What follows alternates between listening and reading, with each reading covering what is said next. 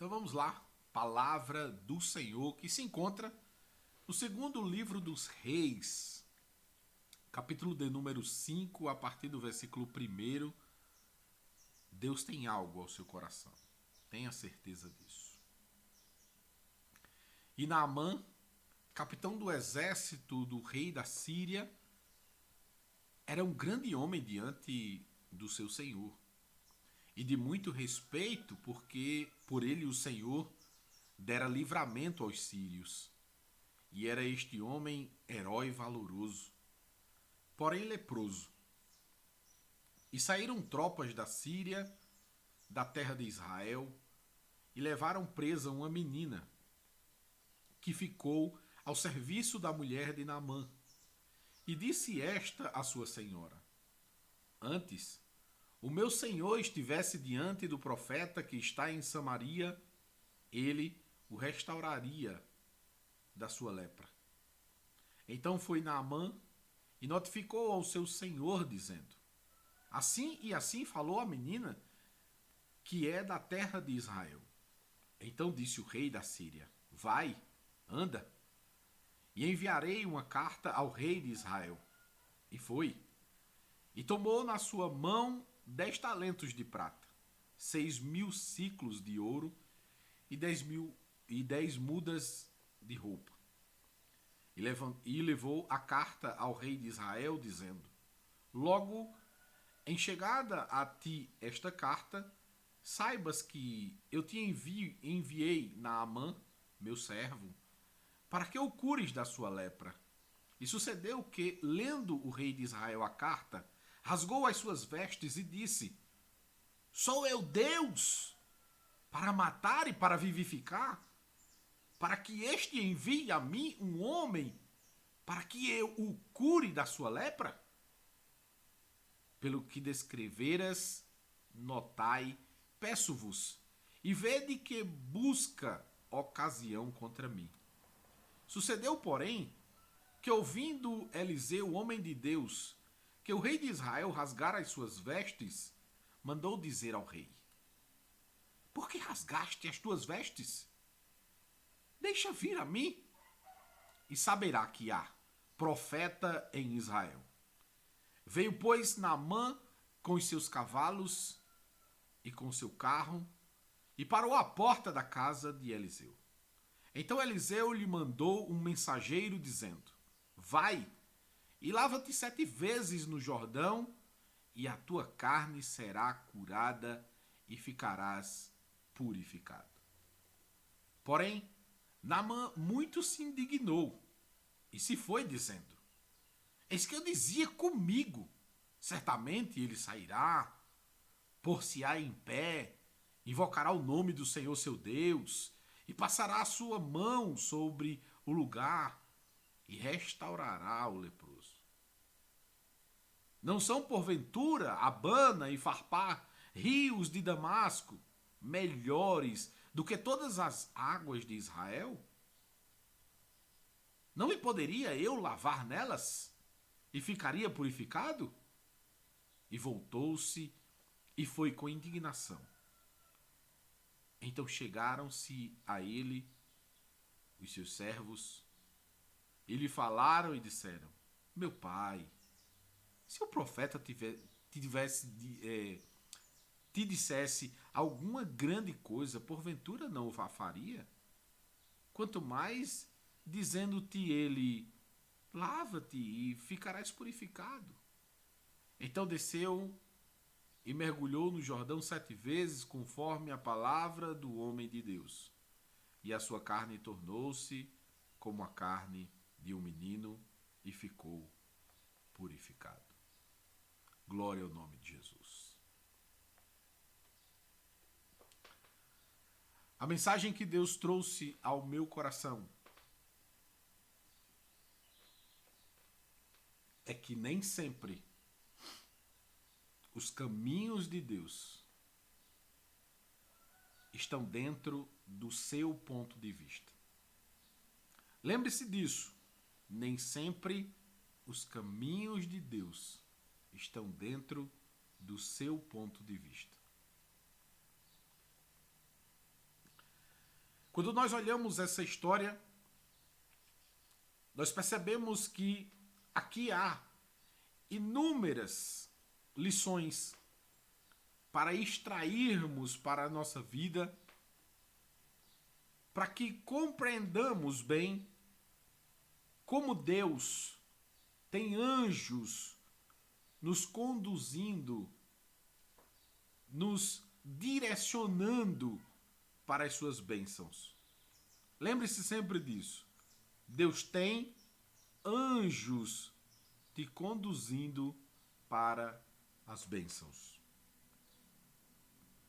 No caso de Naamã, foi uma pequena israelita que, ao terminar a guerra, ao vencer a guerra, trouxeram ela para junto dos sírios. Trouxeram ela e deixaram-a servindo na casa de Naamã, que era um grande homem, reconhecido, respeitado. Pelo que a palavra do Senhor descreve, a personalidade de Naamã era algo a ser seguido, a ser imitado. Naamã, pelo termo bíblico apresentado, ele era um homem que possivelmente deveria servir de exemplo para outras pessoas.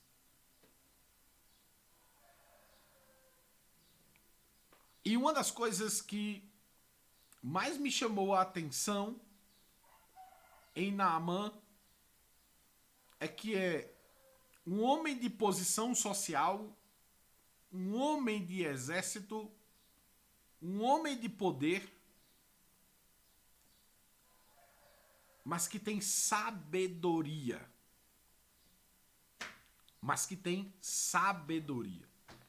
E talvez você me pergunte, mas pastor, onde é que você está vendo sabedoria em Naamã?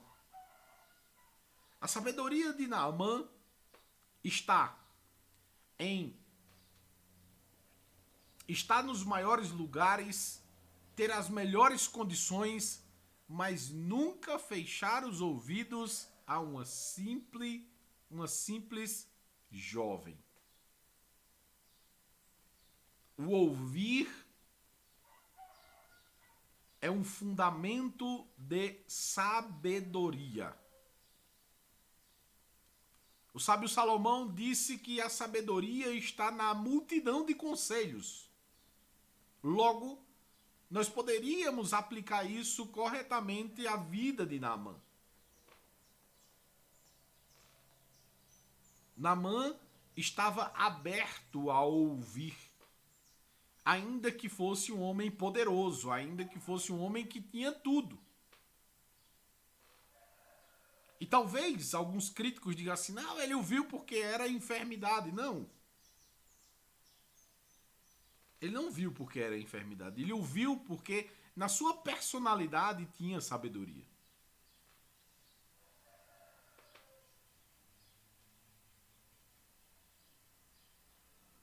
E aí eu posso lhe dar dois momentos que representam isso em Naamã. O primeiro momento, quando a jovem fala e ele dá ouvidos à jovem. No segundo momento, quando ele sai resmungando e os seus servos o aconselham a ir se lavar. Então você percebe que em dois momentos ele exerce um posicionamento de sabedoria, de ouvir. Vou repetir. O sábio Salomão diz que a sabedoria está na multidão de conselhos. Logo, Naamã era sábio porque era um homem que sabia ouvir. E saber ouvir não necessariamente é dar ouvidos a tudo que se diz ou a tudo que se vem falar. Sabedoria é poder ouvir tudo que vem a seu respeito, poder saber peneirar e usufruir desse conhecimento, dessa sabedoria que lhe é trazida por outras pessoas, que seja mais velha, que seja mais nova, enfim. O grande erro do ser humano, na suma maioria, é nunca parar para ouvir. Muitos pensam que sabem de tudo e, por este motivo, não usufruem da sabedoria. E a sabedoria muitas vezes vem através de alguém. E neste caso, foi de uma jovem israelita. E ao ouvir o que estava se passando ali, ouvir o conselho daquela menina, logo se prontificou, porque aquilo ali fazia parte de um desejo que havia em seu coração, que Deus havia preparado para abençoar Naamã. Claro que este encontro entre Naamã e a menina tinha uma fundamentação em Deus, com certeza. E aí o próprio texto descreve isso e nós iremos falar até o final. Mas Naamã, ele tinha um anjo de Deus ali lhe conduzindo para o Senhor e para a sua bênção. E ele deu ouvidos à primeira etapa, que foi justamente a jovem dizer: olha, o Senhor tem cura para a tua vida, basta apenas você se mobilizar aqui da sua terra e lá em Israel e falar com o homem de Deus. Como a linha de raciocínio do povo sírio não era de conhecer o Senhor, não era de conhecer o Deus de Israel, se tomou alguns posicionamentos equivocados, como, por exemplo, mandar uma carta para o rei, que terminou ele se indignando por conta de achar que aquilo ali era uma piada, aquilo ali era procurando caso para criar uma guerra. E, na verdade, o desejo era justamente de alcançar a bênção para Naamã, que tinha pleno respeito do rei, que escreve uma carta em seu favor para que ele fosse bem recebido, bem tratado e tudo mais. Então isso é muito interessante, porque Naamã não era apenas um homem sábio, mas era um homem extremamente respeitado pelo o seu senhor, que era justamente o rei da Síria, como também por aqueles que faziam parte da convivência com ele. Ele era um homem que era exemplo para aqueles que lhe rodeavam. E Naamã toma posicionamento e vai até Israel ao encontro do homem de Deus. E aí é onde está o grande segredo, né, dessa mensagem que Deus traz aos nossos corações nesta manhã. É o ponto de vista. Quantas vezes nós queremos moldar como as coisas vão acontecer? Quantas vezes nós queremos descrever como Deus tem que fazer? Vai ser assim, vai ser assim, vai ser assim? Quantas vezes? E aí foi justamente isso que incomodou Naamã, porque ele havia colocado na sua mente que seria de um jeito e chegou lá, foi totalmente diferente.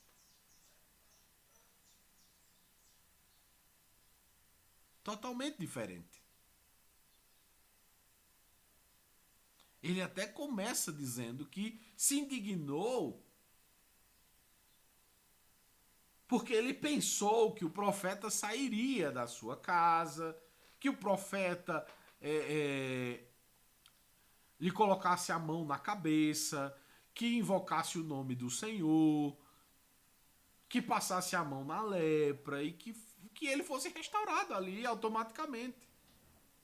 Na cabeça dele, ele simplesmente romantizou o evento. Ele romantizou o evento. E aí onde está o grande problema, muitas vezes, de nós. É querermos romantizar como Deus vai fazer. Deus tem os seus caminhos. Deus tem as suas maneiras de trabalhar. Deus tem os seus moldes próprios, que que muitas vezes vão totalmente de contra aquilo que a gente pensa, ou imagina, ou supõe, ou desenha, enfim. Que o desenho que Naamã fez foi justamente esse, que o profeta iria sair da sua casa, que iria lhe impor as mãos, que iria passar a mão na ferida e que ele iria ser curado imediatamente.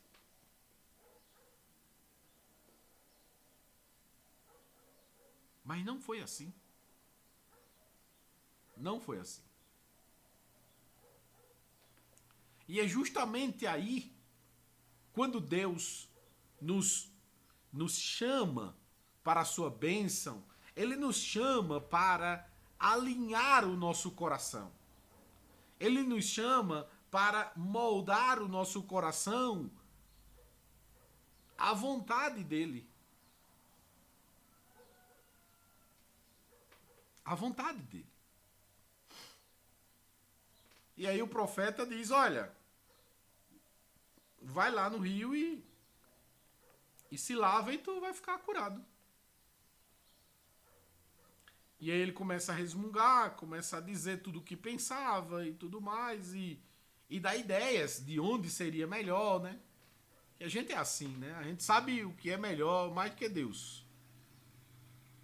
A gente sabe o que é melhor, até mais do que Deus. Não, porque as águas de Abana e Farpar e os rios de Damasco são melhores. E daí? O que você acha que é melhor, e daí? É simples. Você só precisa descer ao Jordão, se lavar e vai ficar tudo bem. Só isso. E o romantismo na cabeça das pessoas muitas vezes é tanto que impedem ela de ver que a bênção está ali na porta. Ela está batendo na porta. E muitas vezes a gente não quer aceitar porque a gente romantizou como Deus tem que fazer as coisas. A gente desenhou como Deus tem que nos abençoar. É simples, olha, desce ali no Jordão e se lava. Só isso. Deixa de fantasiar, deixa de imaginar tantas coisas em redor disso que vai acontecer, que é simples. É só descer o Jordão e se lavar 7 vezes. E aí, depois de resmungar, os servos de Naamã chegam até ele e dizem, mas Senhor, se ele te pedisse coisa difícil, o Senhor não faria? Faz isso aí, é simples. É simples. Eu acredito que, nesse exato momento, eu acredito que o Espírito do Senhor bateu forte no coração dele.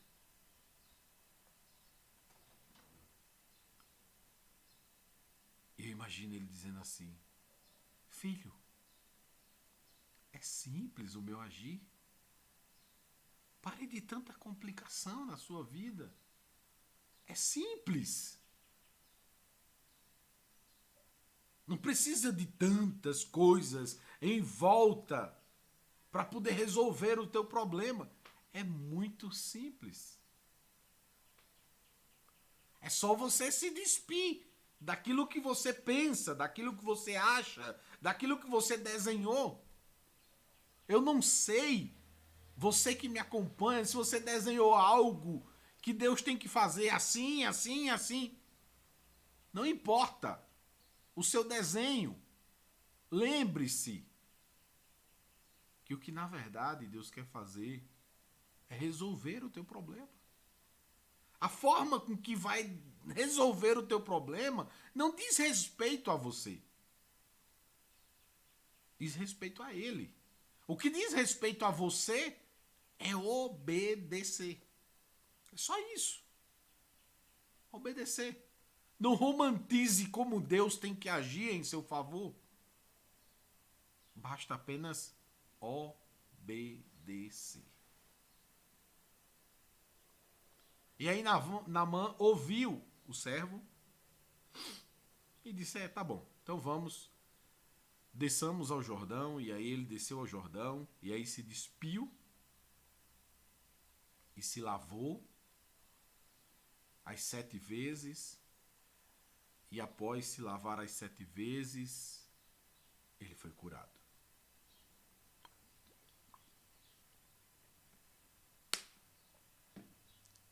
E aí é onde está algo muito interessante. Aí é onde está algo muito interessante que marca Naamã como um homem extraordinário. Naamã volta para agradecer. Saiu resmungando, mas voltou para agradecer. Ao voltar para agradecer, queria trazer ali presentes para o homem de Deus, mas o homem de Deus disse, não, pode levar, fique à vontade. Não vai ficar nada aqui não, porque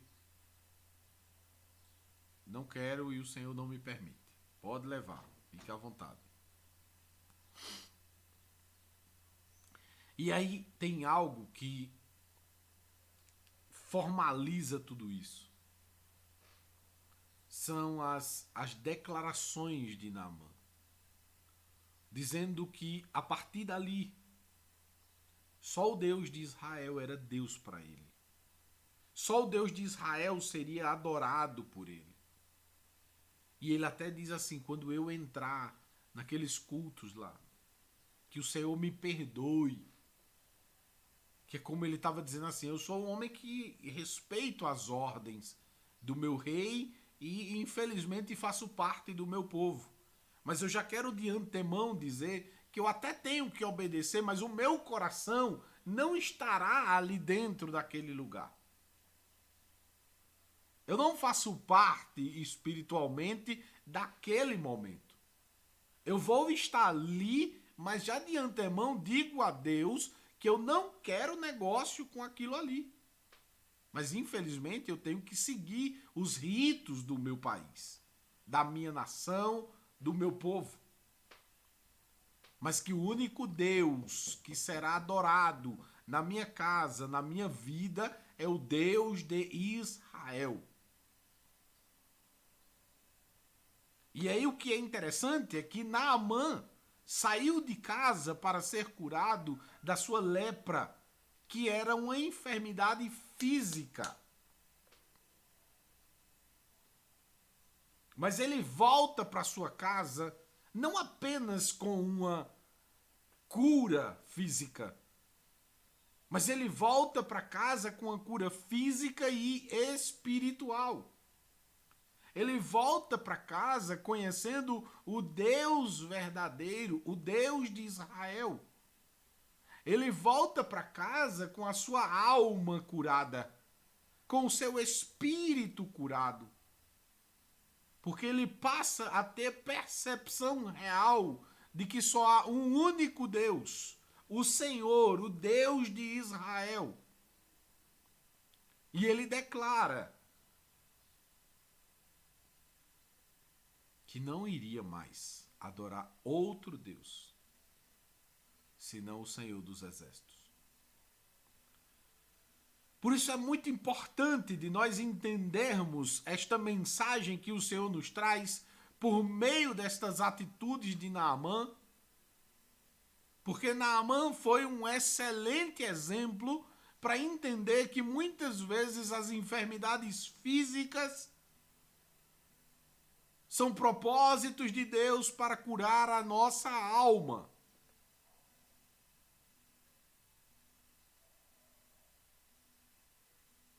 E eu não sei se você que está acompanhando esse exato momento tem uma enfermidade física. Mas que se tem uma enfermidade física, eu quero te dizer que Deus te trouxe hoje aqui para te curar não apenas da enfermidade física, mas também da espiritual. Curar a tua alma. Te apresentar novos pontos de vista da vida. Te mostrar como Deus é simples e como Ele enxerga as coisas para você. Naamã, tinha pensado numa romantização terrível sobre a cura da sua lepra. Mas foi totalmente simples. Só vai ali, desce no Jordão e se lava. Só isso. Nada dessas parafernálias aí que você está pensando, não. Apenas isso. Desce lá, se lava e tá tudo certo. Tudo bem. E após isso acontecer, ele volta para agradecer.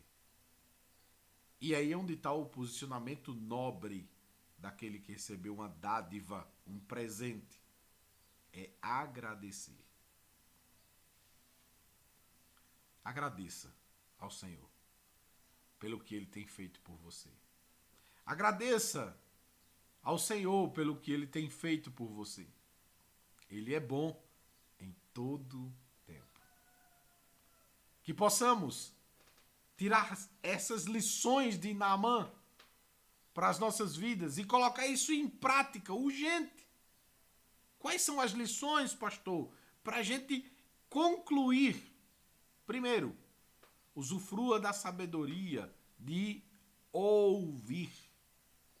Não importa qual o seu posicionamento, não importa se você é rico, milionário, poderoso, enfim, não importa o que você seja, pare sempre para ouvir, porque sempre terá alguém com sabedoria para a sua vida. Segundo, não se apegue à maneira que você achou que iria acontecer as coisas. Simplesmente se dispa daquilo que você pensou e siga o passo a passo do anjo de Deus que está lhe conduzindo. Porque se o anjo de Deus lhe disser faça assim, assim e assim, ele é responsável pelo que mandou você fazer. Eliseu se tornou responsável pela cura da lepra quando ele disse assim, vá lá no Jordão e se lave. Se ele fosse para qualquer outro lugar se lavar, Eliseu estava livre da sua palavra. Mas a partir do momento que ele cumpre a palavra de Eliseu, Eliseu estava responsável que acontecesse de fato. E claro, Deus estava com Eliseu. E por isso Deus honrou a palavra de Eliseu. Glória ao nome de Jesus. Então, tire a sua romantização de como Deus irá lhe abençoar.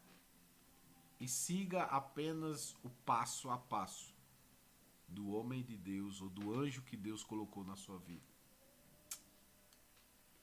Terceira, volte para agradecer. Volte para agradecer aquilo que o Senhor fez na tua vida. Volte para agradecer. Uma vida de gratidão é uma vida muito mais feliz. Uma vida de gratidão é uma vida de muita intimidade com o Senhor. Aqueles que são gratos, o Senhor se revela de maneira extraordinária.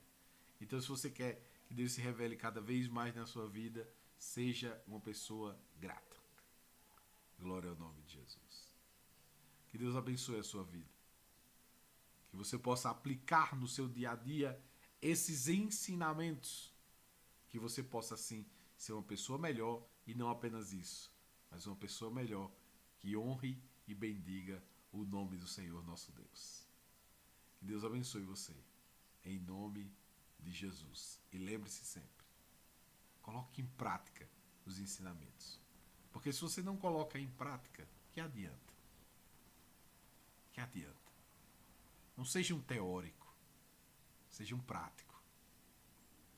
Coloque em prática, que Deus vai ricamente te abençoar, com certeza.